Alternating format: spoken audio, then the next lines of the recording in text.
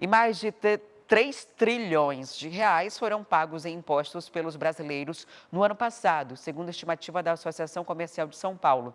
Como se não fosse o bastante, a estimativa para este ano é que devemos pagar ainda mais após a reforma tributária. O dia a dia de muitos brasileiros só começa depois do café da manhã com aquele pão recém-assado. Na hora de pagar, a gente se depara com eles, em letras pequenas na nota fiscal: os impostos. Para este ano, os brasileiros podem pagar até 3% a mais em impostos do que os 3,1 trilhões de reais pagos em 2023. A porcentagem representa 93 milhões a menos no bolso dos contribuintes. A estimativa é da Associação Comercial de São Paulo. Este economista explica que o retorno da cobrança de alguns tributos está entre as causas da alta. Principalmente no que diz respeito ao combustível, né? Então, essa previsão de aumento de imposto, ela de fato deve ocorrer aí ao longo do ano, né? Hoje a gente tem uma carga tributária média em torno de 25%, né? Indo para 28%, se aumenta de fato em 3%, a arrecadação fica pesado e isso torna o Brasil como um dos países mais pagadores de imposto, com a carga tributária mais pesada, né, do mundo. Em 2023, o governo federal arrecadou 2 trilhões, os estaduais 839 bilhões e os municipais 190 bilhões.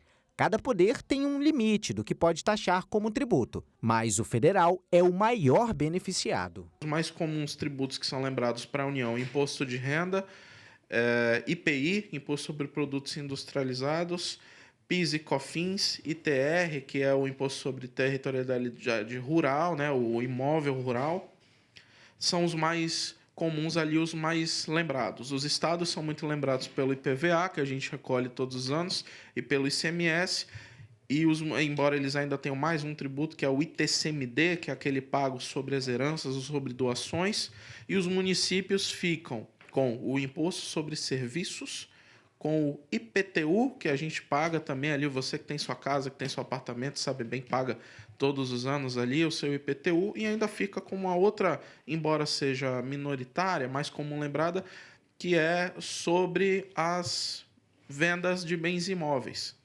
tá? O ITBI.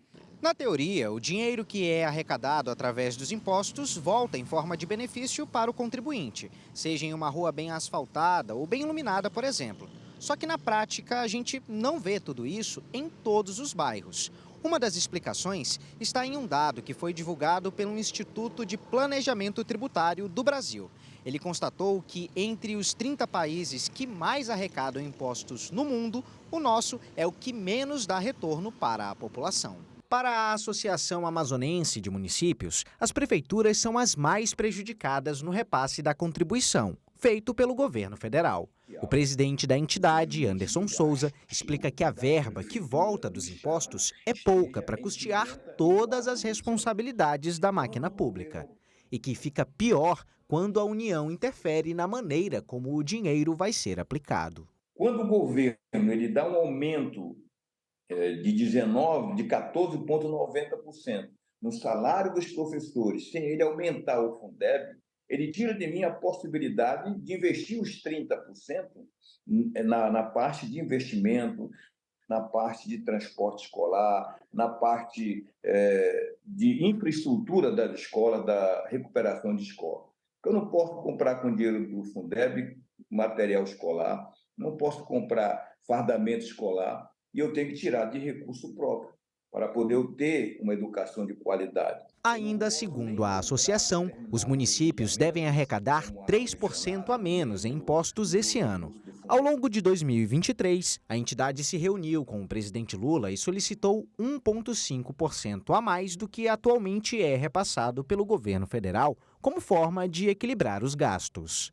Porque não vai girar nada para o governo, a não ser ele deixar de pagar algumas emendas, fazer benefício à classe de parlamentares no Congresso, tá? E ele atender a conta, como ele se comprometeu conosco. O ano passado também fechou com a aprovação da reforma tributária, uma nova forma de cobrar impostos, que passa a valer totalmente em 2030.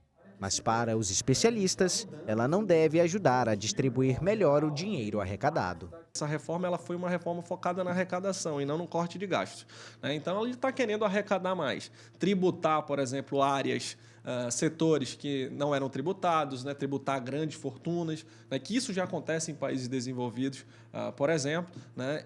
Quando a gente olha a média da OCDE, né, Organização da Cooperação de Desenvolvimento Econômico, o Brasil ainda de fato precisava ajustar alguns pontos para se equiparar aos países lá de fora. Se fala muito, mas nós vamos ter mais transparência, a gente vai saber melhor o quanto está pagando, para onde está indo.